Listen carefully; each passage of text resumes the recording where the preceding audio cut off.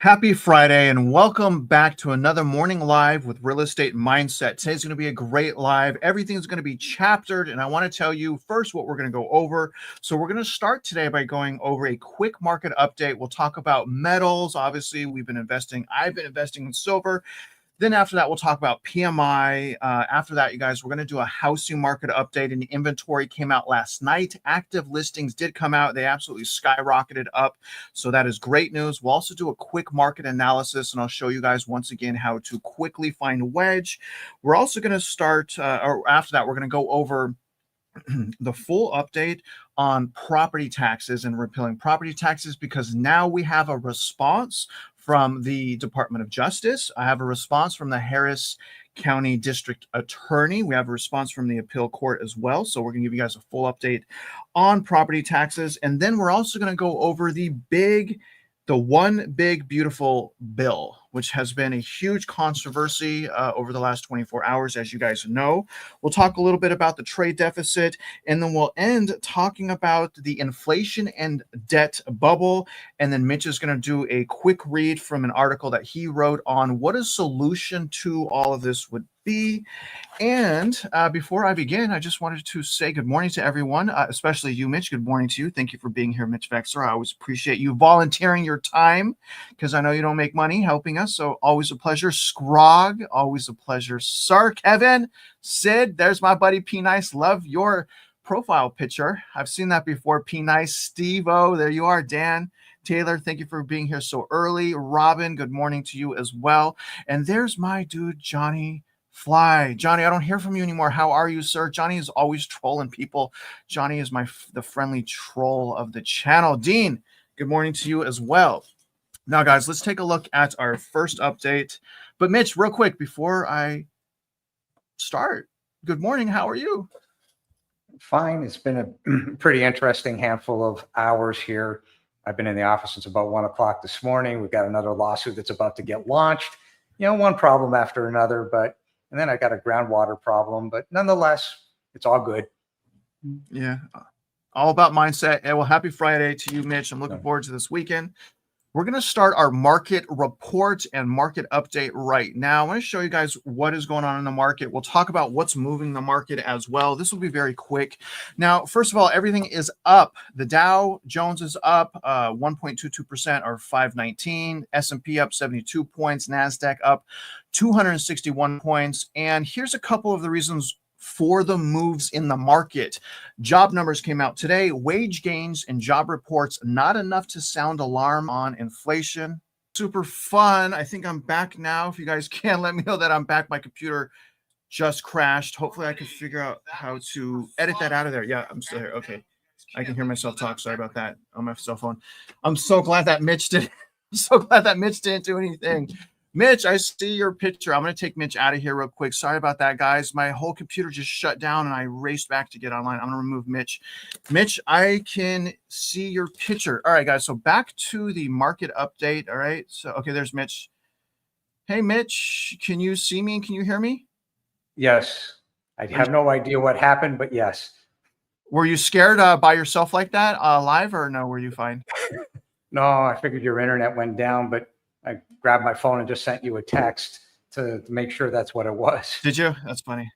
Yeah. That's what it was. All right. So we're going to start again, you guys. Back to the market update. So again, the market is up. Couple of the reasons. Oh my God. My whole computer restarted again. But a couple of reasons why essentially the job numbers came out. And the job numbers, according to the market liked the job numbers. So a few things here. Trump calls for interest rates to drop by a full percentage point after jobs report. So the market's saying jobs report beat expectations. And now Trump is saying drop the rates a point. You don't drop rates unless you need to stimulate the economy. This is a little bit contradictory, but whatever. Wage gains and jobs report, not enough to sound alarm on inflation. The S&P touches 6,000 for the first time since February. Stock opens higher. Job creation is pointing away from a U.S. economic downturn. And real quick, you guys, unemployment went to It actually stayed the same. Where is it? Right here. So it stayed the same at 4.2%. So unemployment stayed the same at 4.2%. Let's see again the market changes. Here's the Dixie, or rather the dollar debasement. Dollars went up a little bit. Now, This got down to 97.92, so it's pretty low. It got up to about 110. The higher this is, I would say it just depends who you are, but I would say the higher this is, the more of a weapon it is used around the world. The lower it is, the more that mom and pop suffers because of the debasement of the dollar. But regardless, the Dixie's at 99.2. And take a look at this, guys. This is crazy because silver is outpacing gold. And I've been investing in silver. I have a little gold, but I've been investing in silver. Gold is down. So down slightly, pretty much sideways, still pretty high, sitting at 3,367. But take a look at silver. Silver went on a roll yesterday, and it's still up right now, sitting at 36.29. You guys were on the air with me and Mitch when I first started buying silver. There was a downdraft. Mitch warned us about the downdraft. It got down to $29. So I purchased silver when it was about $29. It's 36 now, which means in about a month, silver's gone up 20%. You guys were here with me when that happened. So that's what that's at right now. It's doing pretty good. Oil also shooting up. Look at this on that news. Very strange. So oil's up to $64.52 a barrel. Take a look at the VIX. I mean, the VIX is completely useless. VIX is down 7.41%. VIX is a measure of volatility in the market. That sucker is down pretty sharply this morning. Here's the 10-year Treasury. This is a pretty crazy thing right here. Pretty crazy stuff going on. So the 10-year Treasury is skyrocketing up as well on the news from the job numbers. You guys can see it start skyrocketing when the job numbers came out. It's up about 9 basis points at 4.48%, which is interesting because the 10 years been going down and providing some interest rate relief, but a lot of that relief is now going to be reversed. I'll show you that here. I have to redo some of these screens, you guys, because of the computer's crash, but the interest rates are now under 7%. That was until that 10-year is going to go up today. And Mitch, as I'm working on my screens here, I want to show you guys the interest rate. Sorry about my computer crash, but here's interest rates. You guys see under 7% finally. So the conventional is 6.89. Again, that's going to go back up into the 6.9s. Once these rates are reflected, once the 10-year change is reflected into here, you guys will see that FHA is sitting at 6.38%. But you guys, essentially, that is the market moves. We're going to listen to one video, and then we're going to go to Mitch, and we're going to talk about the metals, and we're going to talk about all that type of stuff. You could be wasting money. Actually, you know what? We're going to do that now because I have to play these ads before I can access these videos. So, Mitch, my first question for you, sir, is and I'm going to tee this video up. Do you still think, being everything is in a bubble right now, do you still think investing in metals like silver and gold is the thing to do right now? Yields. Yeah, absolutely. Now you can say, again, scale in and wait for a bit of a pullback, but silver has broken out of a triple top this morning and it's on its way. So yeah, there may be a pullback. It's not going to go very far down, but to give you an idea of how crazy the bubble still is, yesterday, Grant Cardone, who's a real estate investor in Florida, put a contract in to buy a property that is in foreclosure, called a stalking horse. He put a contract in at $230 million. And given the fact that it's in foreclosure, well, you would think that that's a cheap price, but it's not. At $648,000 a unit for a multifamily property, the current rents allegedly are around $7,200 a month for this multifamily. So when you think about it, what is the real rate of return on the potential of a $230 million buy? Well, you're certainly not going to get 10, 15, 20% rate of return. And Travis just did that in less than a month. So that tells you how bad and overinflated the values are. And this is one of the reasons why I'm not building at the moment. I just simply can't find anything that works. If I could, I would be doing it. Yeah, a lot of people don't like Grant Cardone. I mean, he's selling his book. I mean, we get it. Oh, we got a super chat. Well, it's kind of and I want to play. Yeah, the point is, what you would think is a reasonable price, $648,000 is not a bankrupt price. We have a super chat from Trevor. Thank you for the $20 super chat. I really appreciate that support. I'm a full-time content creator now. Life is a little crazy, so your support is so appreciated, Trevor. This is what she's saying. Good morning, Mitch and Travis. AI is plain evil. To replace a human being, being that Father God created with a machine is pure evil. Just a thought for Friday morning. And she's not wrong.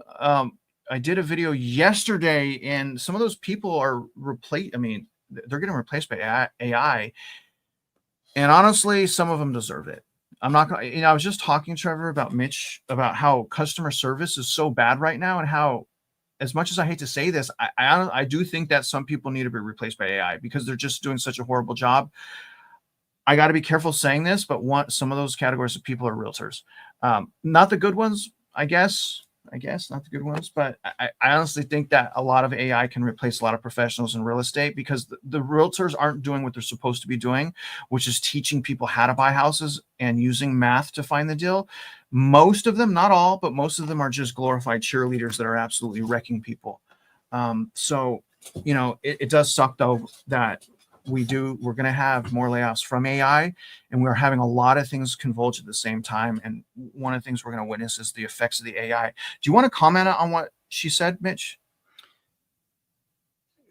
In life, and this is history repeating itself, governments collapse. And when they collapse, people come together because they start showing dignity for each other. And AI is lack of dignity, and it goes against the education, which is what has happened with our entire education system. It has already collapsed.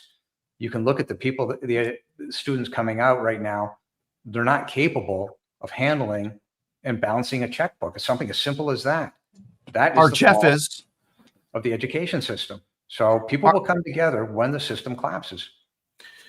This guy right here you see on your screen, though, he made it out of the school system. Well, Jeff, he's a young man. I think he's in his early 30s. He bought a house. He's like, Travis, should I buy?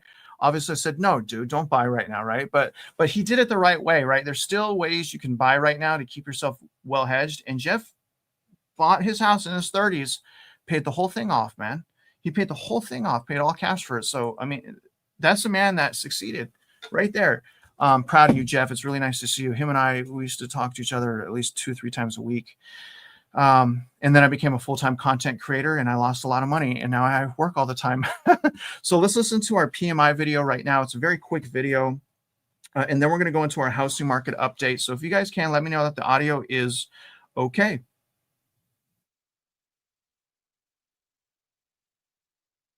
Rick Santelli. Hey, Rick.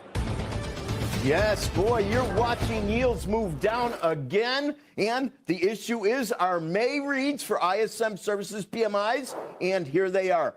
49.9. The headline was supposed to come in at 52, expansion territory, but instead it moves to contraction under 50. And the last time it was under 50 was June of last year. And that's when we comp to on this number. If we look at prices paid, the opposite. They're moving higher from 65.1 to 68.7. That's definitely warmer than we expected. That's the hottest prices paid since Nov of 22. But the market certainly seems to be more focused on weakness than the inflationary implications of prices paid. New orders, 46.4. Once again, back in contraction mode, and that's the weakest all the way back since D's of 22. And finally, on the employment front, and this is important because we had a weak ADP, and of course, Friday we have the big jobs report. This one climbed over 50, 50.7, the best since, well, just Feb of this year. But indeed, we retook expansion territory. Now, as we sit at 440, we're literally exactly down a half dozen basis points on a 10. Carl. Okay, a little economic update right there. I'm going to move right into our housing market report. This is going to be a little bit longer, and then we'll go into the property tax update. I got a lot of stuff for you guys on this next segment on the housing market, because not only are we going to go over data, we're also going to do a wedge analysis. But let me show you guys, and let's start with the really great news as it pertains to the housing market. Did I make my timestamp? I did make my timestamp.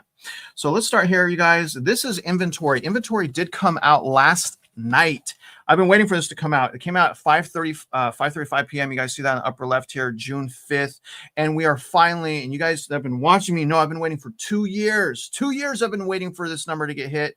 We finally, as of yesterday, it's finally reported. active listings, not pending, active listings are now over 1 million active listings. We're sitting at 1,036,000 active listings with the trajectory, as you guys can see here, going up. We're probably going to have another 2 to 3 months of inventory growth on this chart, which will put us well above pre-pandemic. Remember, you guys, when we went into the pandemic, we had under 1 million active listings. We had 928,000. Yes, it was February, so I understand that. But nevertheless, it is official. We have 1 million active units, and we are well over where we were pre-pandemic, which was low. So we need to be kind of over here, right? 1.1 to 1.3. But we are over pre-pandemic. Congratulations. If you've been on the sideline waiting, remember all the people that said you got to buy now. Someone's going to buy your dream home, flood of buyers when rates go down, blah, blah, blah, blah, blah.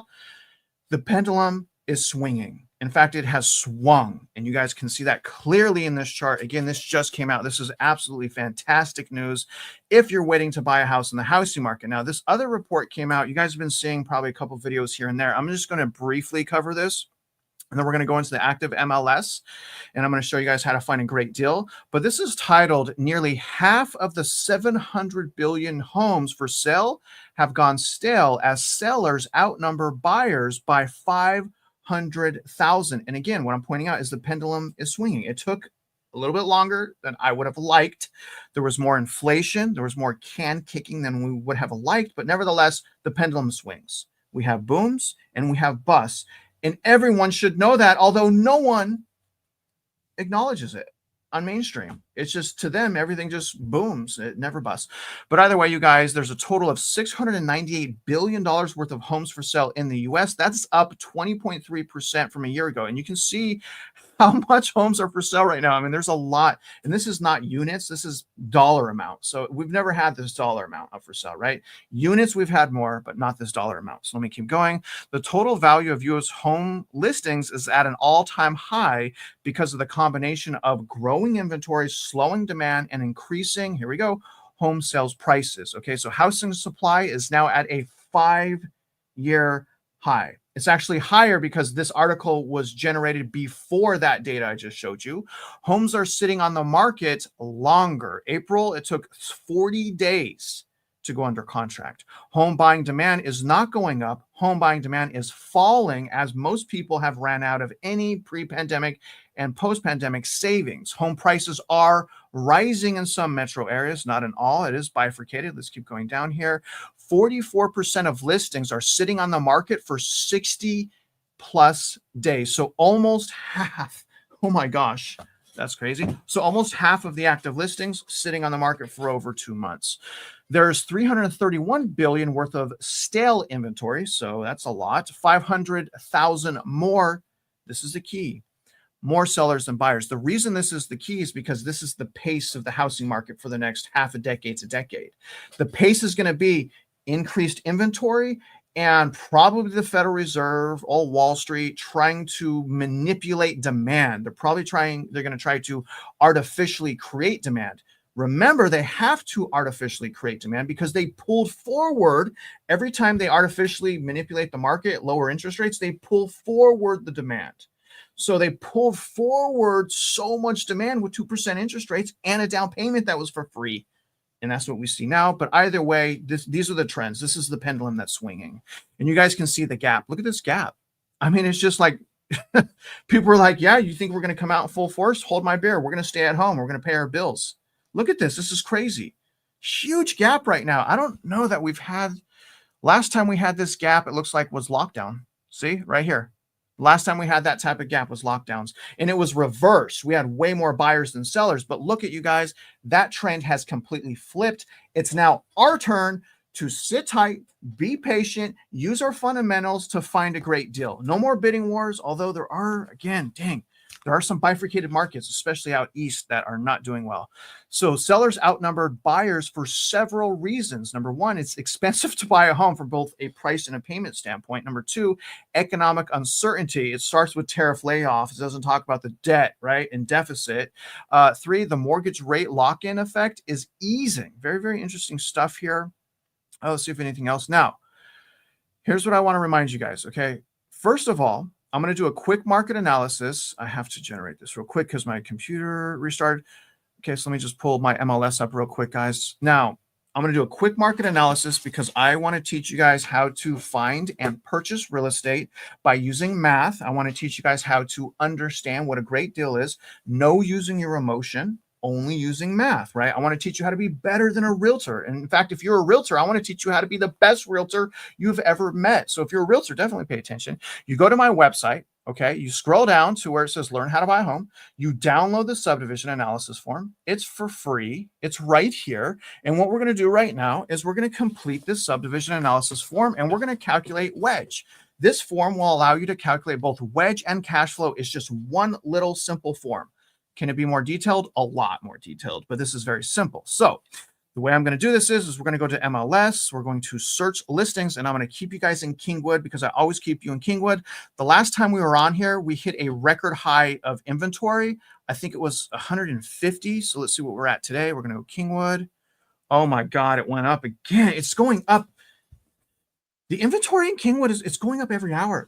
So we went from 150, our last live on Monday, to now 166 active listings in Kingwood. It's on the bottom left. You can't see it. I'll hit results so you guys can see that.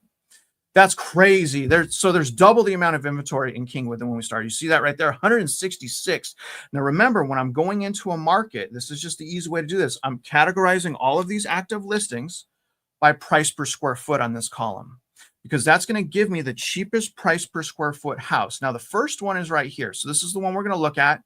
Okay, so let me click on this. Now, this is the cheapest home price per square foot for Kingwood. I'm going to click on the pictures. I'm going to make sure it's in pretty good condition. It's in good condition. Isn't that crazy? So the cheapest priced house in Kingwood is not even a fixer-upper. This looks like a rental house, to be honest with you. It looks, well, this actually looks like a nice house. So I'm notating that. I'm also notating this. This is very, very important so that I know what I can get away with if I want to negotiate. What you guys are seeing there is called the days on the market. And it says 1. So to the rookie, they would say, oh, this home has only been on the market for 1 day. However, there's something called a CDOM, which is a combined days on market. And that's to the right. And it shows you, yeah, it's been on this new round 1 day on the market, but it's been on the market a total of 254 days. So I can get away with a lot.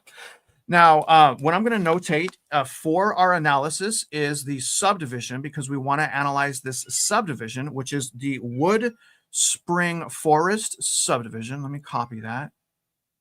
Oh, it's not going to let me copy it. Here we go. Oh, okay, that's fine. Just try to copy it this way. So we'll copy that.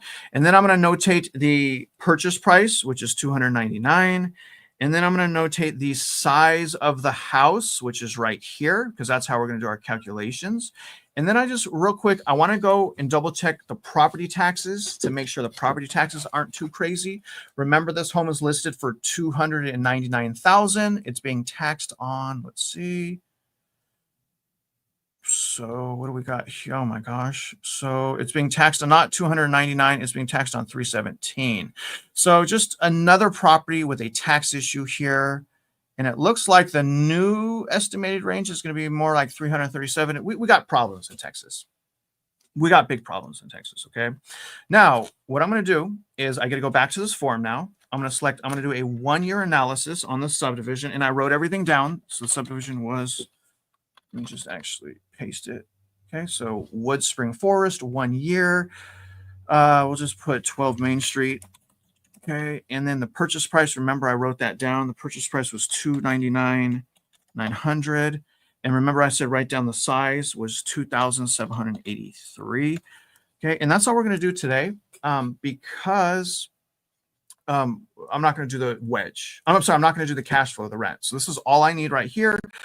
Now what I have to do is I have to get comps, and I have to compare the comps to this property. So I go back into the MLS. Okay, go back to the search. This is very easy, guys. This will be very fast. If you're a realtor, this is what you do. If you're looking for a house, this is what you tell your realtor to do.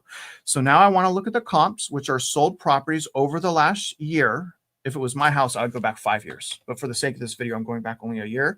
So I put the last year of sold properties only in the subdivision. Remember, real estate's hyper-local. We look at the subdivision unless it doesn't have a subdivision. So I'm putting Wood Spring Forest over the last year of sold properties. It gives me 9 homes. So let's hit the results.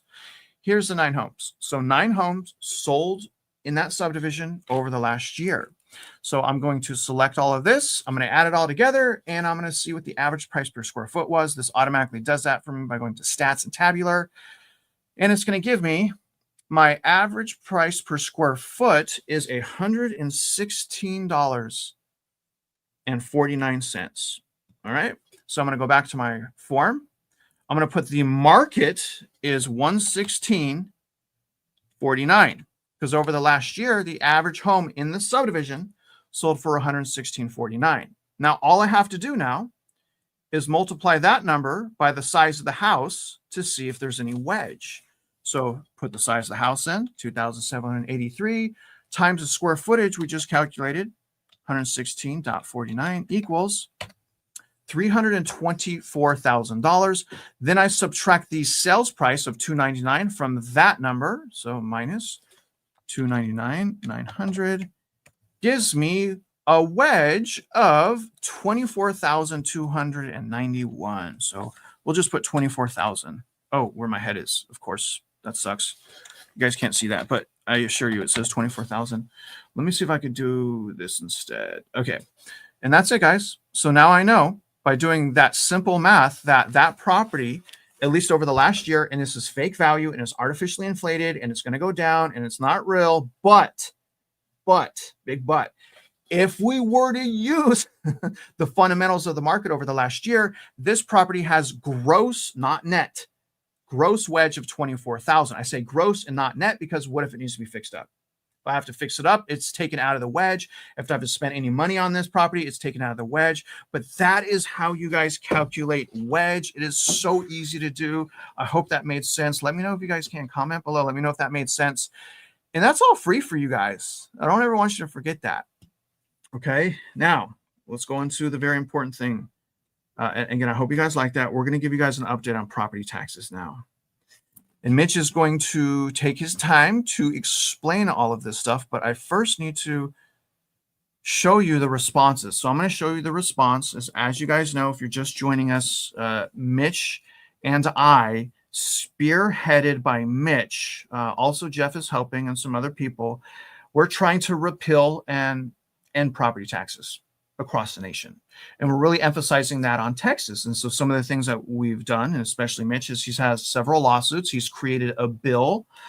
We've filled out several criminal complaints and sent those to the Department of Justice, FBI, the DA, and things of that nature. And so we have an update for you guys, and I want to give that to you. But first, let's do this here. I'm going to do the court responses, DOJ, and then we'll go to you, Mitch. Okay, here we go. So let's start with the court responses here. And I want you guys just to remember why I keep pleading with you guys for your help. And why I keep telling you guys we can't do this alone. We can't do this alone. And we really do need your help. Because look at how they're treating us, guys. All right, let's start with the court. Okay, so here's the court response. This is the Court of Appeals, Second Appeal District of Texas. You guys have seen that. So this is the lawsuit that Mitch had because we're trying to attack them every way we can because we're not going to give up and we're very, very serious about this. But this is the response to Mitch and his lawsuit and all of that time and money that he spent and all the work. Generally, a citizen lacks standing. This is, again, the judge's ruling, okay? Generally, a citizen lacks standing to bring a lawsuit challenging the lawfulness of government acts. That really made me mad when I wrote that, or when I read that. This concept reflects that the rule that neither citizen nor taxpayers can appear in court simply to insist that the government and its officials adhere to the requirements of law. I don't know, guys. I mean, that broke my heart. Now, this is a response now to Mitch from the Department of Justice. This was sent to Mitch last month. This is saying, thank you for writing the Department of Justice. Again, you guys, I want you to know how hard we're working on this. And I want you to know that we do need your help. Thank you for writing to the Department of Justice. We have been asked to respond to you. That's nice. It appears that the issues you have raised may be under the jurisdiction of your local and or state law enforcement agencies. they're kicking the can down the road. If you have knowledge or believe that a crime is being or has been committed, we advise you to contact your local law enforcement agency to report this information. And remember what we're sending them. We're sending them all the evidence. I literally sent them 150 pages, right? If you believe this matter may constitute criminal activity under federal jurisdiction, and here it is, guys, please contact the Federal Bureau of Investigation, the investigative arm of the Department of Justice. The FBI will determine whether a federal investigation may be warranted. So when we got this, we started sending and reporting and instructing people to also send the criminal complaints to the FBI. But just because the DOJ responded to Mitch like this doesn't mean they'll respond to you. But we did add the need to send the information to the FBI as well, because the DOJ is saying you got to send it to the FBI. Now, this is messed up. This is my response from the Harris County DA. And I want to remind you guys, okay, we found the law. It says for ISD bond debt, they cannot ask for 25% or more of the outstanding bond debt. I was able to go to Harris County ISD, and show that they have violated that law. And I provided the law by hundreds of millions. This is just one ISD. They violated hundreds of millions of that law. So this response from the DA, it hurts. It stings real bad. Now, first of all, I want you guys to pay attention to this. Okay, so this is from the Harris County District Attorney, from Sean Tier. Travis Spencer, I crossed out my address, and look at this. They can't even get my name right. You know what I mean? They can't even get my name right, guy. How do I even know they didn't even look at my evidence? They're just kicking the can. They're not even giving my gender correct, Mitch. I didn't even realize that. Miss Shakur. So this is my local district attorney responding to the 150 page of documents I sent to them, and they're calling me a woman. That is disrespectful, Sean. I know you did that on purpose, Sean. All right. It hurt. Well played, sir. Okay. So, dear Miss Shakur, you submitted a complaint on or about May 16, 2025. Thank you for bringing this matter to the attention of the Harris County District Attorney Office of Public Integrity Division. After consideration, but just not after consideration of learning how to spell my name, of the complaint and evidence presented, the Public Integrity Division has declined to file a criminal charge at this time because there is insignificant evidence that violate a Texas criminal law. And again, I gave them an 80-page document, and I highlighted where it says they can't ask for 25% more than the outstanding bond debt. I printed out bond election information for them that shows them admissible evidence that they did, in fact, do these things. It's proof positive. Why are they saying this? If you are not satisfied with this decision and want other law enforcement entities to review your complaint, other suggested entities include the Harris County Sheriff's Office, the Texas Department of Public Safety, that's interesting, Texas Rangers Division, the Texas Office of the Attorney General, and the Federal Bureau of Investigation. So they both said send the information to the FBI, but I may also send it to the Public Safety, Department of Public Safety. But I wanted to show you guys that because it's like a kick in the pants, right? And I'm gonna go to you, Mitch. You're on mute right now. That's like a kick in the pants to me, because just like Mitch, I've been working my brains out. I've been doing so many criminal complaints. Mitch will tell. I've been working a lot of days, 17 hours a day. I'm doing videos, and then I'm going to my email, and then I'm helping people file their complaints. And to be disrespected in this way, I have that feeling, Mitch, where I'm like, man, am I doing the right thing here? Right? Like, is my time, which is an overwhelming amount of time, being dedicated into these criminal complaints, is this in vain? You know, I mean, I have that insecurity, right? Because I'm overwhelmed and I'm burnt out, right? This is all we do. We just fight. And, you know, what happens next, Mitch? Now, weak people would give up. Weak people would quit. Weak people say you're wasting your time and to give up, but I'm not those people. I'm not weak-minded. I'm going to fight. In fact, the failure makes me even stronger. So when people are saying, yeah, quit, no, not a chance. It makes me want to work harder because of this BS. Mitch, can you tell the viewers what's next? these people who have signed these documents and says, oh, go over here, it's their problem. Oh, no, go over here, it's their problem. You must realize we have filed complaints and had responses in multiple cases from the state comptroller. Every politician is receiving these videos, is receiving our documents, is receiving our complaints, is receiving the lawsuits. So for them to say, well, we just simply don't want to look at it, including the activist judges, they're all wrong. The system will blow apart and they are culpable in it. So if you understand what we've really done, you got to stand back and look at the overall picture. We have a body of work that's on mockingbirdproperties.com/DCAD, realestatemindset.org, commonsenslaw.org. This body of work is second to none on the planet. Nobody has the evidence that we have lined up. Nobody has tied uniform standards of professional appraisal practice to the Texas Property Tax Code, to the Texas Constitution, to the requirements under all mass appraisal standards, to the Constitution of the United States of America. This evidence exists. It's real. And by the way, it's now splattered across the United States, so it isn't going to disappear. I did this on purpose. And every one of these fools who sign these letters and say, well, go look over here, guess what? You're derelict in your duties and you shouldn't have a job. Congratulations. By the way, some of those letters have also been sent to those people who are responsible for trying to punt this further down the line. Those letters have also been sent as part of the criminal complaints to the Department of Justice and the FBI and the SEC. Eventually, this is going to be heard.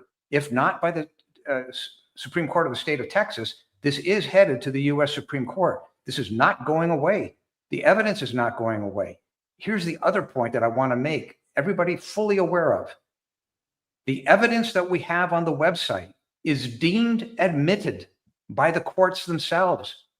Over and above that, inside the original criminal complaint that I wrote to Pam Bondi, I asked that the Department of Justice give anybody that is mentioned inside of the criminal complaint 15 days to refute any of the evidence that we supplied, any of it. And as you know, on multiple of these videos, I've asked everybody out there, if there's something that's wrong, please let me know. I'm not offended. We'll fix it. There's been over 6 million views in the last 120 days and not a peep. So we get no response there because there's no problems there. It's all deemed admitted. But the point is that the courts themselves that have punted, by virtue of the fact that there hasn't been a single response to any of the evidence, proves the case. And when this goes to the U.S. Supreme Court, assuming that that's where this is going, which I believe is where this is going, you must realize that the state of Texas, in order for us to get to the U.S. Supreme Court, has in fact, de facto, violated their own constitution. They are literally setting up a laydown at the U.S. Supreme Court. They're going to lose. The only question is what becomes the economic damages and how do you get the damages paid back, right? Because we don't want to increase the taxes. That's counterproductive. But the point of the matter is, this is what they're doing. And you must also realize that if a person like me can't get access to a court, then how can anybody else get access to a court? This system is corrupt beyond belief. And I think that the fools at the Fort Worth Court of Appeals believe, well, this is how we make our living. And nobody's saying that we're going to stop the real estate tax. They didn't bother looking. So what we're saying is the real estate tax gets repealed in favor of the uniform states sales tax. The uniform state sales tax goes into the coffers of the state, and the state will issue payments, money, receipts to the school districts, fire department, the judges, etc. What this does is it gets rid of all the fat in the middle. It gets rid of the central appraisal districts. It gets rid of the tax assessor collectors. It gets rid of anything that is not quantifiable. The uniform state sales tax is 100% quantifiable, and that brings in 15%. That's the total tax. Your chocolate bar is going to have a 15% tax for 3 years. Once it stabilizes out, it'll drop down to 12%. That's what this is about. They don't have a defense. The evidence is the evidence. There is no defense against it. Not a single, what are they going to do? Stand up and say, well, we didn't mean our deposition. Oh yeah, well, we didn't mean what we said in public under threat of perjury. They don't have a defense. They're caught. So eventually we are going to hold the course. We are going to get in a courtroom. This is going to be heard and they are going to be found guilty. But you cannot stop. You cannot just say, okay, I'm going to roll over and play dead. Because if you do, there's a high probability you're going to go bankrupt because they will continue to steal your money until you stop them. Well said. Well said. So what can I was reading some of these comments, really good comments here. What can the people that have been following us, Mitch, obviously we don't want to slow down the momentum. If you've been following our property tax fight, which pertains to real estate, obviously, right? Someone's like, just change the name of your channel to Criminal Fighting Mindset or something like that. I was like, but property taxes are on real estate, brother. Like it's for the real estate. Why you got to pick on me, man? It's Friday. Why you got to pick on me in the comment section? But totally lost my train of thought. I want to go over into the big beautiful bill. But what can the normal person that's been watching us continue to do right now? We still want people to sign the petition? Obviously, we still need people to email me, even Mitch. Tell us in Texas only. In Texas, tell us the county you're in and the ISD you're in. And I'm about 4 days behind on those, but I will, as soon as we're done today, I'm going to get back on filling out criminal complaints for you guys. So keep doing that. But do you want to add anything that people that don't have money to keep fighting in the Supreme Court can do right now? Yes, this is not just Texas. All of the caseload was based on Texas, but everything we have done is literally applicable across the United States because uniform standards of professional appraisal practice is being violated. That violates multiple, as in most of them, states' property tax codes. That violates most states' constitutions. That certainly violates the U.S. Constitution under the 1st, 5th, 14th, 16th, and what will be determined, the 10th Amendment under the Sovereignty Clause for the United States government, where U.S. laws, federal laws, trump all state laws. That's where all this is headed. So the answer to Travis's question, what can be done? Criminal complaints, just like what are on Travis's site, can be modified to suit your state requirements. You find the exact same law that says no bonds can be raised above 25% of the prior year's bond raise. Well, that right there means you can file a criminal complaint anywhere in any state. You just have to modify what we've got. And filing criminal complaints doesn't cost you any money, and it's extremely important. There's been over 30 criminal complaints filed in the last 10 days. And there's been 2 that I know of that are major complaints that are in excess of 45 pages outside of the state of Texas, one of which was in Kansas. Another one was in Florida.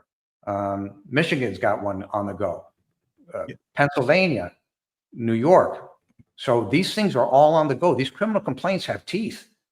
And there's a document that we'll go through shortly, and it's called How to Fix This. But the point of the matter is, these politicians do not have their own sovereign immunity. They can't hide. There's laws against it. It's called ultra virus. We've sued under that. They cannot hide. They can try, which is what they're doing. But you see, they're depending on their ability to shift and push the blame of their responsibility of their job to somebody else. You must realize that Ken Paxton, the Attorney General, is the sole signator to ensure that there's enough tax receipts in the form of bonds to cover off the outstanding bond debt. And it's capped at 25%. You have communities that are in excess of 300%.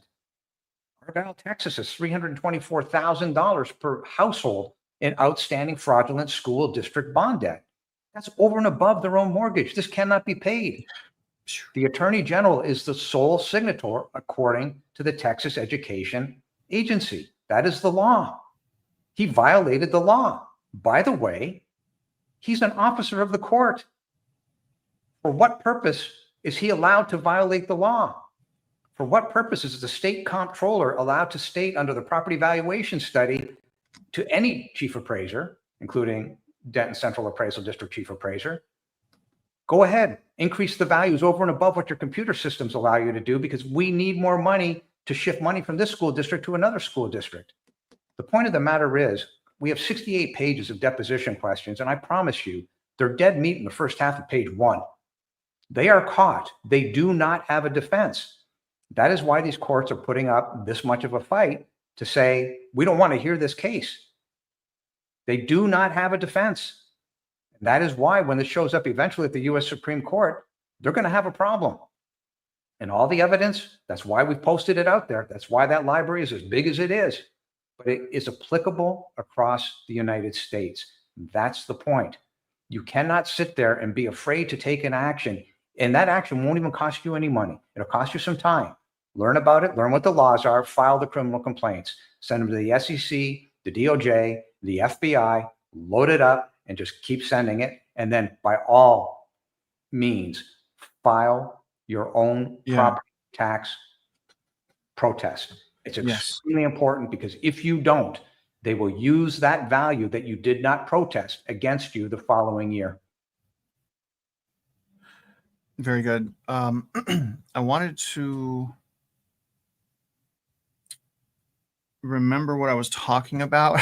I'm going to go into our next video. When my computer like froze like that, you guys, and reset on a live, it wiped away all like 20 slides I had.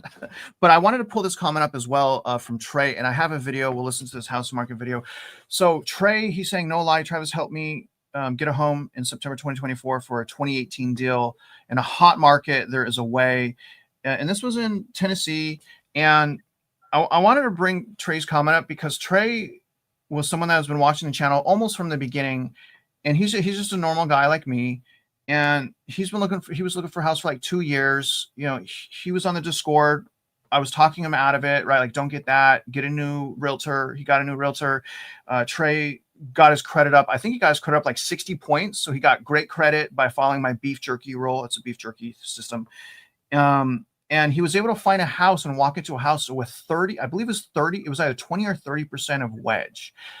So, and even then I said, Trey, I don't think you should buy. So even, I mean, I still said, even with the wedge, and I knew he knew what he was doing, right? And he was educated. I still said, Trey, probably don't. He still did. He's happy. He has equity, 30%, but he's well hedged. He didn't make an emotional decision. He looked for 2 years. He had patience. He used the math. He found the deal and he executed. He got his credit score right here to 810 by listening to what I said.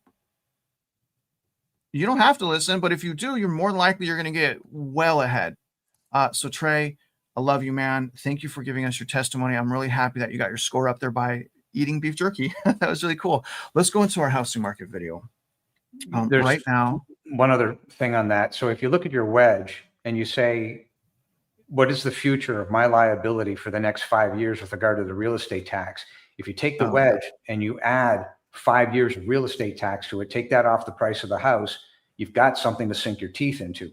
Over and above that, do not use the 28 standard DTI. Use 21. Between the 21 or using the wedge plus 5 years and the taxes, either one of those mechanisms will ensure that you've got the ability to weather the storm. Unless you lose your job, right? I mean, so it's like, it's hard to know, right? Like there's a lot of uncertainty. All right, let's go into our video. Let me know, guys, if the audio is good, and then we'll move on to the big, beautiful bill. Construction spending. Diana Olick has the details. Since when, Diana, is construction spending pushing shares of RH down 7%? Well, look, this read, it's a little bit backward looking because it's based on completions, but it does go along with the drop that we saw in single family housing starts, which were down 12% in April from a year ago. So I'm not sure why it's that surprising. Private residential construction spending overall fell by 0.9% in April. That's the third consecutive monthly decline. Spending was down 4.8% from April of last year. Now, this number includes single and multifamily home building as well as home renovations. Home renovations and apartment spending had already been falling, but this is the first time single-family construction spending fell in 7 months. Home builders are still trying to navigate economic uncertainty from the tariffs, higher mortgage rates, and a real hit to consumer sentiment. We know builder sentiment fell in May to the lowest level in 3 years. So as you said, this is not a happy day for their stocks. The home building ETF, ITB, down about 2%. That includes both builder and remodeling names. And the big builders like D.R. Horton, Lennar, Pulte, all down about the same on the day. Mortgage rates also edged up just a teensy bit today, still hovering right below 7%. That's really where they were all of last week. Kelly, they just haven't moved much at all, not coming down. Nope, they haven't. All right, so just a brief video right there. If you guys just give me a minute, I want to queue up this. And let's talk now about the big, beautiful bill so that we can get that out of the way with, and then we're all caught up on that, which is one of the things we're trying to do at Real Estate Mindset. Even if I don't want to report on something, I'm just trying to get everything. There's a lot to learn. Now, this is something, this is a summary that was generated from 21 different articles. This is summarizing what's in the bill. So overview of the 2025 One Big Beautiful Bill. Now, a lot of controversy here, right? Obviously yesterday, and I don't want to get political, Mitch. I don't know why I said Mitch. Like, why would you get political? But I don't want to get political. But you know, there's rumors that Musk quit, or he has an issue with Trump and the administration because of this bill. All right. That's the rumor. I don't want to get into it, but it was, I don't know if you guys read some of that. Yes. And I'm not going to get into it, but I suggest if you guys want to know what's going on between Trump and Musk right now, go to X and see what they're saying back and forth. It is some wild stuff and very heartbreaking, because you want our people to win. You don't want petty squabbles. Overview of the 2025 One Big Beautiful Bill. President Trump's 2025 budget legislation, often referred to as One Big Beautiful Bill. I hate these names of this bull crap. Is a sweeping package combined with large-scale tax cuts with substantial spending reductions and policy changes. Personally, I like the tax cuts. They're just going to print money anyways. So stop taxing me. You're just going to print money and screw me. So stop taxing me. The bill you are taxing me in the form of inflation. The bill aims to extend and make permanent many of the 2017 tax cuts while rolling back several government programs and imposing restrictions intended to reduce federal expenditures. So here's the key tax provision. The bill provides approximately $3.75 trillion in tax cuts, and then we can take that money as consumers and we spend that money, right? So there's 3.75 million, these tax cuts. They're like, oh, we're saving you this money. No, we take that money, and instead of giving it to the government to spend on some play in Venezuela, we could take that and we go spend on eggs or Best Buy. That's our money. It's not their money. It's not a cut. They're just taking less from us, including, again, the permanent 2017 individual tax cuts that expire December 2025.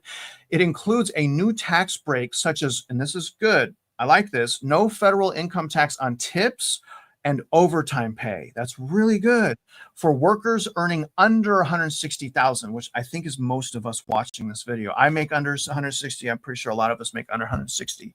The proposal repeals several Biden-era green energy tax credits, eliminating incentives for solar panels, wind turbines, electric vehicles, and EV charging stations, effectively ending these incentives by the end of 2025. Some people say that's why Musk was upset, because they're ending that. I don't know. And honestly, I don't care. It's just the whole thing makes me sad. I was sad with Biden. I'm sad with Trump. I'm just sad, man.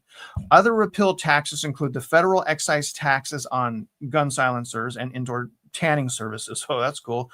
Indoor tanning services. People still use that? People still use indoor tanning services enough to warrant a tax break, Mitch? Are you kidding me? I don't know, man. I'm suspicious. I think Trump uses those. I don't know. The bill raises the state and local. There's a lot of controversy here. State and local SALT deduction cap from $10,000 to $40,000 for joint filers earning less than $500,000 annually, although the provision faces opposition in the Senate. So there was spending cuts and a deficit impact. And here's some of the issues. The plan includes nearly $1.3 trillion in federal spending cuts. They're also going to reduce non-defense discretionary spending by 23%. The Internal Revenue Service budget would be cut by more than $2 billion. We don't want the IRS around, do we? Health-related agencies such as the NIH and the Centers for Disease Control, or CDC, face cuts of exceeding 40%. I mean, why do we need the CDC? They just never mind. The Department of Education faces around 15%, including a $12 billion, $12 billion reduction affecting K through 12 and higher education programs. We won't get into that too much, although I want to. The Department of Housing and Urban Development budget will be cut by nearly half. A lot of cuts. The bill proposes considerations and eliminations of several public health programs, including mental health and substance use disorder programs. Here's the thing. I think these programs are good. I want these programs, but the problem is the fraud in the middle. So in other words, the money's not going to where it needs to go. Same thing with the USAID. I want to help people in a third world country. I don't want children to starve. I feel like I'm a good person. I feel like you should be. You shouldn't want people to starve or any of those things. But the issue is specific. It's the fraud. That's the issue. It's because of the fraud that those people aren't getting help. That's what we're saying. Medicaid and health care changes. The bill imposes new work requirements, son of a gun, and eligibility checks on Medicaid recipients, with Congressional Budget Office estimated would result in nearly 7.8 million people losing health insurance. That's scary when I read that, Mitch.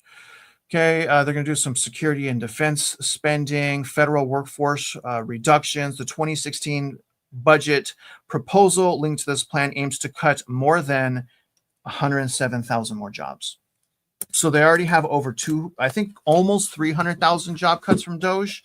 That's another 107, and that 107 will turn into 250. Because remember, you guys, job cuts spread. So here's another issue here. So the budget deficit and debt limit. The nonpartisan Congressional Budget Office estimates that despite the spending cuts, the bill will increase, and this was another rumor of Musk's issue, will increase the federal deficit by $2.4 trillion over 10 years. The bill includes proposals to raise the national debt limit by $4 trillion to allow continued government borrowing. It's crazy because, we're being told and being shown that they're slashing expenses. All these people are unemployed, right? All these people laid off. Well, then if all these people are laid off, 250,000, they're saving all this money with cuts. Doge is saving all these taxpayers' money. Then why do we need $4 trillion higher debt ceiling? So that's it in a nutshell, guys. I want to get your opinion on that, Mitch. When I look at that, and we talked about this a little bit, this is another red flag, right? To me, it's another red flag. It's not paying down the debt. It's just doing the same old thing. They're raising the ceiling. Now, I do like that tips, overtime not being taxed. I love it. The more relief that mom and pop get, I love it. But it's like we don't get the relief, we get the bill. So I'll take the relief. What do you think about the big, beautiful bill? It's big and it's not beautiful. I mean, that's the reality. I read that bill, every single word in it, proposed bill. It's not done yet. And a few days later, I sat down and said, okay, what could be the solutions given the education that we've received on the real estate tax fraud, et cetera, et cetera. So I wrote a document called How to Fix the Issues. The problem is that it really does kick the can down the road. And I understand the theory behind it, which is from a populist standpoint, you don't want to blow up the system. The problem is, and Elon Musk is absolutely right, the debt is so great that if you don't codify into law what Doge has done, it will happen again. And Doge has only really saved a very, very small percentage. If you go and look at usdebtclock.org, it's there as to what they've saved. But the nanosecond increase in interest rates, increase in actual dollars at cost of interest, is clicking away so fast that whatever the savings are, they're minuscule in comparison. And that is what I've been pounding the table on, is that this debt load has got to be reduced. All these derivatives have got to be either made to go away 100 cents on the dollar very quickly, because some of these derivatives are cross guarantees, cross collateral guarantees, CDOs, CDSs, et cetera. They're not worth anything, but it's interplay between the banks, be it on a US level and an international level. Bottom line is, it's got to go. So I wrote this document with the idea, it's only 2 pages, of saying, okay, here's a list of things to help these problems go away. But part of that document is an interesting section on what Warren Buffett wrote having to do with a different method to correct the tariffs. Again, there are solutions to all of this. It's not that people should be jumping out the window and saying, woe is me. You've got to make these people who do not know what they are talking about understand that there literally is a solution.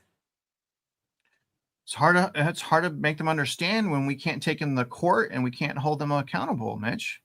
But that's in the solutions. Okay. All right. Oh, yeah. And we'll get there. All right. So let's move on to our video. We're going to listen to just one more video, you guys, and then we're going to end the video out by talking about the fraud and debt bubble and then the solution workup that Mitch made. And it's a very beautiful work of art that you made, Mitch. I really appreciate it. But let's listen to this next video. It's a little bit longer of a video. It's going to give a complete update on the market from the talking heads at CNBC. So let's just see what they're saying. If you guys can, let me know that the audio is rocking and rolling, and I would appreciate you. Let me see, where are we? There we go, Mitch. Okay, here we go.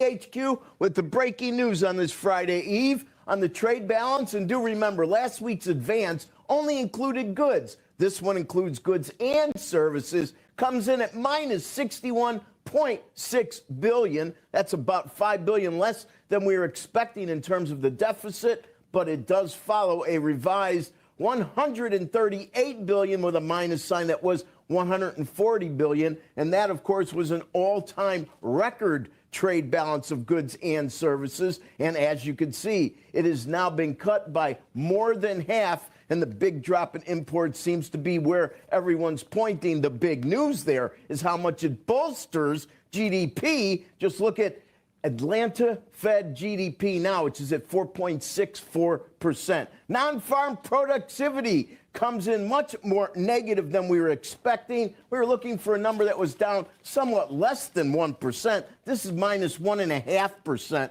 That would be the worst productivity going all the way back to, going back to the second quarter of 22 when it was minus 3.3%. And here's something interesting. Everybody knows that it's the special sauce of the economy, but consider this. In the 4 quarters preceding COVID, productivity averaged 3.5%. With this current number at minus 1.5, before that, when this is a final read, when it was minus 0.8, the 4-quarter average came in at 1.5%, a full 2% less productivity than we had pre-COVID. That's something to pay attention to. Unit labor cost, 6.6%, a little higher than we were expecting, the highest since the first quarter of 24.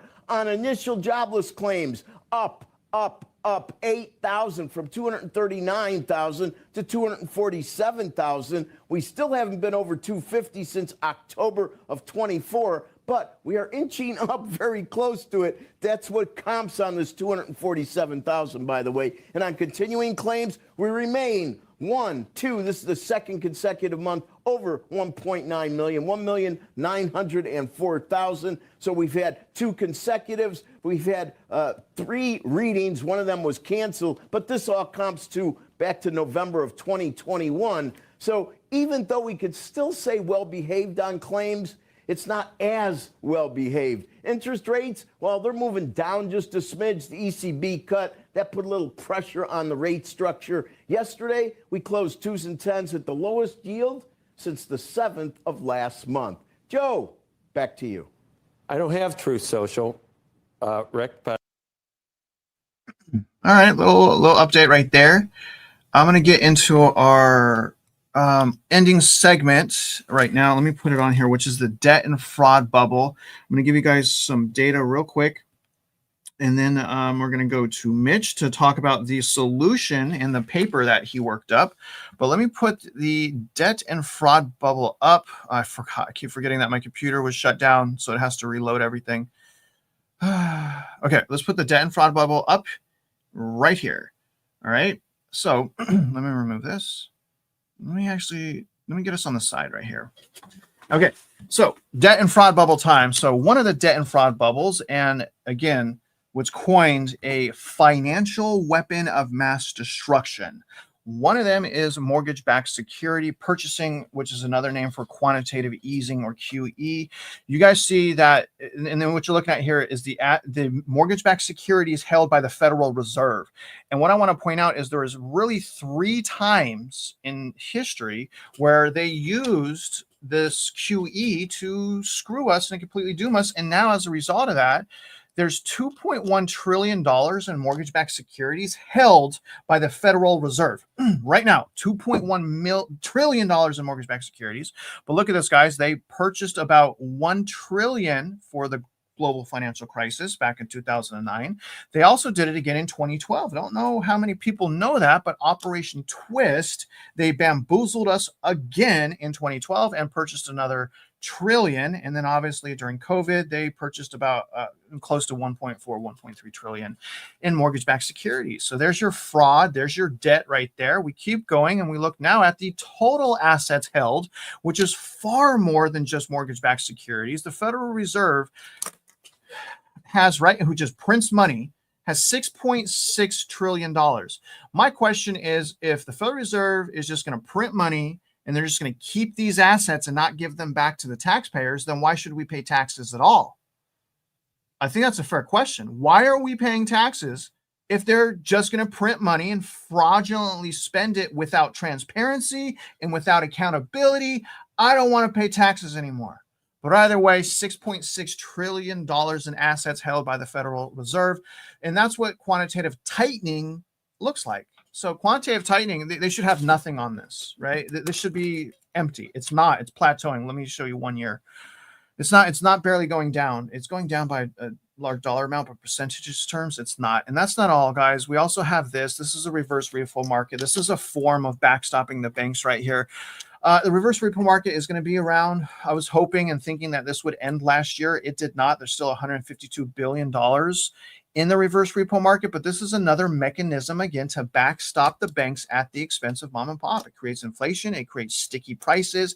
This is not good. This only helps the banks. It does not help us as mom and pop. Reverse repo market sitting at 152 trillion. Now, here's another horrible thing. This is the deficit. This is not updated yet. This is just the overspending per year. This is not total deficit. It's not updated yet, but so far for the year, we have overspent $1 trillion or 23% up year over year. So that's what I'm saying. If there's all of these cuts, right, and all of these programs were shutting down, then how is it possible that the deficit is not even just going up, it's skyrocketing? It's up 23%. Put it in perspective. Let's see and compare that to the global financial crisis, which is down here. So the deficit for the global financial crisis in 2009 was 1.42 trillion. Okay. So this is the biggest financial crisis of my life. And this was the biggest financial crisis of many other people's lives that are watching.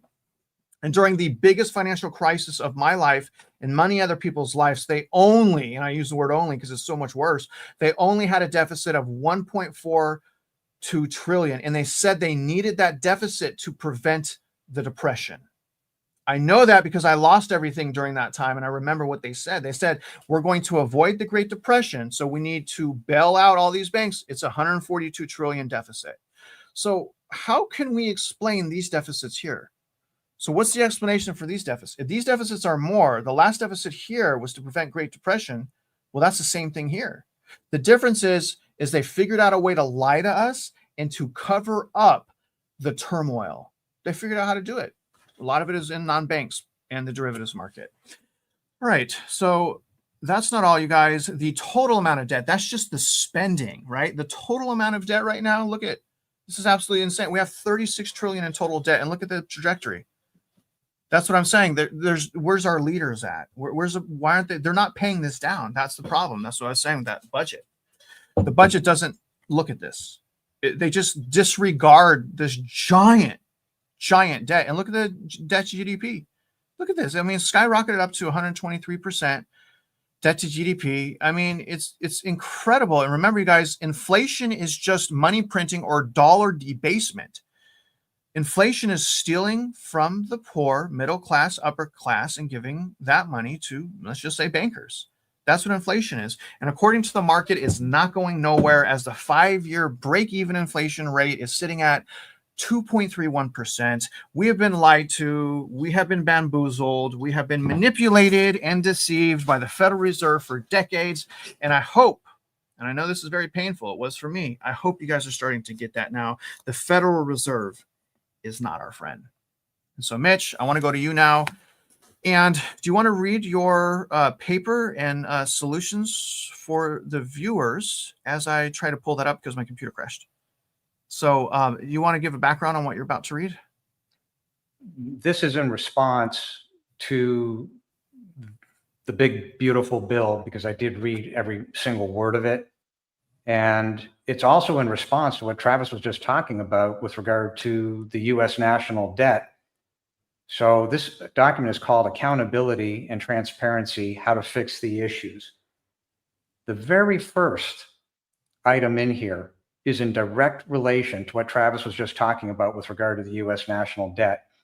Anytime there is a deficit of more than 3% of the gross domestic product, all sitting members of Congress, both state and federal, because this can be done at the state level as well, are ineligible for re-election. In Texas, you have the House of Representatives. The point being, this can be done at the state and federal level. Well, if you realize what Travis was just saying a minute ago, there's over $1 trillion in deficit right now today. Well, take 1 trillion divided by 25 trillion, which is a gross domestic product.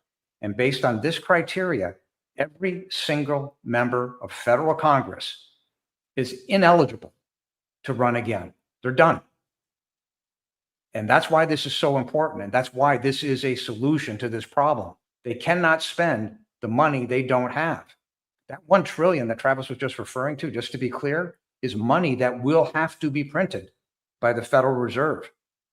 That increases inflation. And that is what causes the housing problems. That's what causes all these problems. Next item. No political contributions to any politician from any beneficiary of anything having to do with taxation. Next, sovereign immunity and qualified immunity must be eliminated at both the state and municipal levels. The law applies uniformly and equally to all. Repeal the real estate tax in favor of the uniform state sales tax. See the benefits of repealing the real estate tax. Central appraisal districts, which make up the valuations, are pure fiction. They would all be closed down, as well as the tax assessor collectors, which would be saving billions per year per county just in waste and fraud by virtue of the overvaluation and subsequent overtaxation. The quantifiable method is the uniform state's sales tax. No state will have the authority in law to create any real estate tax, as that is in violation of the 16th Amendment to the U.S. Constitution. No state will have the authority in law to create any income tax as an alternative to the real estate tax. The real estate tax, if any, is purely a function of an increased yet transparent cost of goods, which is quantifiable, i.e. the uniform state sales tax. Close the Department of Education in Washington. That's just a very short item, and obviously that means that the education system must be at the state level. Any school district which cannot go to zero debt in 3 years must take bankruptcy within 60 days from the determination that the bonds cannot be paid off within the 3-year window. Yes, those who invested in the fraudulent school district bonds will lose, but the fraudulent debt will not be on the backs of mom and pop, where the compound effect quadruples every 30 years. Any state that uses a general fund must turn the expenses into a check register such that all expenses can be tracked in the public to each person or entity receiving the funds. Any politician that votes for a law or change in law that violates current state law, state constitution, and or the U.S. Constitution is subject to impeachment and civil suit. Impeachment hearings must take place within 60 days of the violation. Any judge that acts as an activist and violates state law, state constitution, or the U.S. Constitution is subject to impeachment and civil suit. Impeachment hearing to take place within 60 days of any violation. Any attorney aiding and abetting a criminal organization that is defrauding the public aka the central appraisal districts and school districts, is subject to disbarment and clawback via civil suit for all money paid to the attorney and their law firm by the central appraisal districts and the school districts, as that money is taxpayer money. I found a section on the tariffs that Warren Buffett had actually put together many years ago, and it is more applicable now than ever.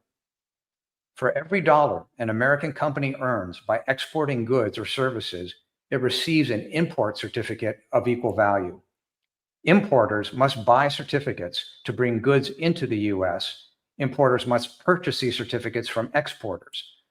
This effectively limits total imports to the value of exports, achieving a trade balance. It also creates a powerful financial incentive to export, since companies can sell their certificates on the open market to importers. This method avoids the typical pitfalls of traditional tariffs, namely industry favoritism, geopolitical tensions, and the risk of escalating trade wars. This is a tariff that retains most free market virtues, neither protecting specific industries, nor punishing specific counties or countries, nor encouraging trade wars. This plan would increase our exports and might well lead to increased overall world trade. And it would balance our books without there being a significant decline in the value of the dollar, which I believe, that's Warren Buffett speaking, is otherwise most certain to occur. Well, it has. Buffett's proposal is designed to nudge markets toward equilibrium, not punish America's trading partners.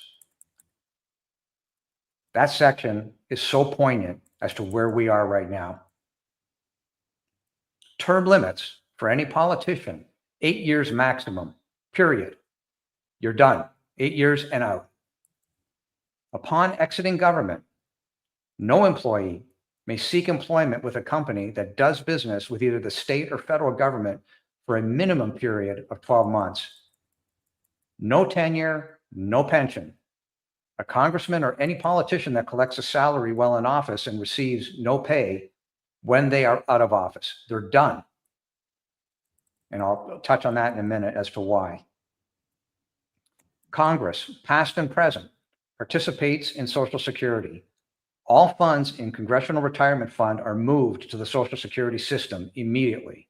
All future funds flow to the Social Security system, and Congress participates side by side, pari passu, with the American people. Congress can purchase their own retirement plan, just like each and every other American. Congress will no longer vote for themselves a pay raise. Congressional pay will rise by the lower of CPI or 2.5%, whichever is lower. Congress loses their current healthcare system.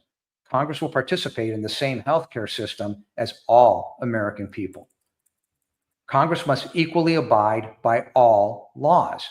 No special exemptions or treatment. All contracts with past and present Congress people are void immediately. Think of all the money this will save and all the problems that exist that will much faster be solved. Healthcare, Medicare, Social Security, IRA and pension plan reform, and it goes on and on. Make Congress pari passu with the American people. You're on the same playing field. You do not get special benefit. Barney Frank is one person who got special benefit. The American people did not make a contract with Congress. Congressmen made all these contracts for themselves. Barney Frank is a prime example. Doge-style operations are to be placed at the state levels to find and eliminate the fraud, waste, and abuse. Participants in the fraud, waste, and abuse are subject to criminal and civil prosecution for clawbacks of illegal gains. A very important point. Serving in Congress or any office is an honor. It's not a career. Do what you have to do in Congress, honor your constituents, and you're out. The founding fathers envisioned citizen legislators. So our leadership should serve their terms and then go back home and go to work. That's the end of that document. Good job, Mitch. Very good job, man. A lot of good comments backing you up on that. Definitely appreciate it. Sometimes, in case I think the viewers are starting to get it, but sometimes I won't hear for like I'll be talking to Mitch and I won't hear from him for like I don't know, sometimes like 2 days, and then he'll appear with this masterpiece of a document. I'm like, hey man, where you been? He's like, I've been working on this document for hours. I love how motivated you get, man, to educate. It's so refreshing to see that. Mitch, we're gonna get him out of here. We have been on the air for an hour and 20 minutes. Thank you guys so much for joining us. Don't forget, come back here. There's some great information here. Everything is going to be linked. Happy Friday, guys. Have a great weekend. Save your money, cancel your subscriptions, no going out to eat, and love some people. And when you've done that, then go fill out the criminal complaints. I'm not joking. We really need your help. Please fill out those criminal complaints. I have some coffee cups. I have shirts now. Check those out if you want those. Mitch, really appreciate you. Can you end us out of here and give us the final words for today? Public involvement by filing the criminal complaints is one of the methods you can do, and it doesn't cost you any money. It doesn't cost you any money to file a property tax protest. And both of those, in reality, are what is necessary to help protect your assets. It's not the total answer. Obviously, you know, if you've got a little bit of cash on the side, et cetera, you've got to look after everything. But those two issues go a long way towards protecting your assets. It is truly public involvement, and it is truly all hands on deck. File these complaints. All hands on deck. And I actually just remembered, because I've been forgetting to mention this to everyone, but if you guys are interested in getting an update on all of the Hurricane Helene activities that I was doing for like, I don't know, 4 months out there, I made a video about 2 weeks ago, week and a half to 2 weeks ago. It's on the Mindset channel. So if you guys are interested, I kind of give you an update on what happened out there. It's a lot of mental turmoil that we talk about because I was really blindsided, and I got hurt mentally pretty bad from that. So that video is out there. It's on the Mindset channel. Happy Friday once again. And don't forget, you guys, if you're out there, excuse me, gotta clear. I am so embarrassed, man. Like, we got off air on live. I'm clearing my throat live. You guys, if you guys are out there investing in real estate, you guys already know we wish you luck and we hope you win. Thank you guys for joining us, and we will see you next time.